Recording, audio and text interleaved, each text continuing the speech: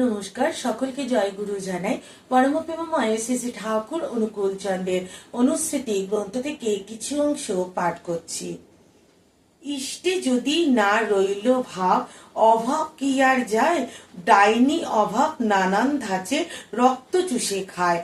ঠাকুর এই বাণীটিতে বলছেন যে আমাদের মধ্যে অনেক মানুষ আছে যাদের ঈশ্বরের প্রতি কোনো ভরসা বা ঈশ্বরের প্রতি কোনো শ্রদ্ধা ভালোবাসা কোনো কিছু নেই।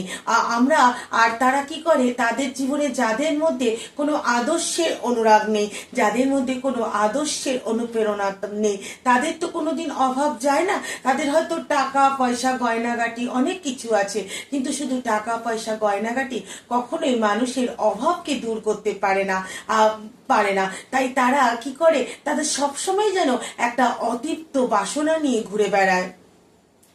তাই ঠাকুর বলছেন যে ডাইনি অভাব নানান ধাঁচে রক্ত চুষে খায়। অর্থাৎ সেই যে অভাব, মানে অভাব বোধ, শুধু টাকা পয়সা গয়নাগাটির অভাব না, মানে ভালো থাকার অভাব, মানে আনন্দের অভাব, এই অভাব তাকে আস্তে আস্তে রক্ত চুষে খায় এবং একদিন তারা মৃত্যু বরণ করে। তাই ঠাকুর বলছেন যে আমরা প্রত্যেকে যেন ইষ্টকে কেন্দ্র করে জীবনে চলি। কারণ যদি আমাদের হৃদয় ইষ্ট থাকে, অর্থাৎ ঈশ্বরের প্রতি যদি আমাদের ভরসা থাকে, প্রেম ভালোবাসা থাকে, তাহলে কিন্তু আমাদের হৃদয়টা পরিপূর্ণ থাকে।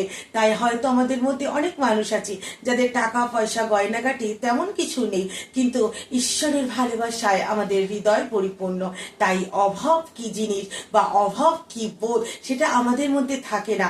তাই আস্তে আস্তে করে আমরা আমরা মানে ভালো থাকতে পারি, আমরা ভালো থাকি, আমরা আমাদের পারিপার্শ্বিক বা আমাদের পরিবেশ সমস্ত মানুষকে আমরা ভালো রাখতে পারি।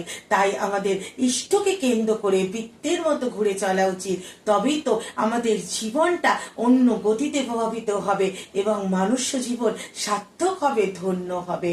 নমস্কার, জয় গুরু।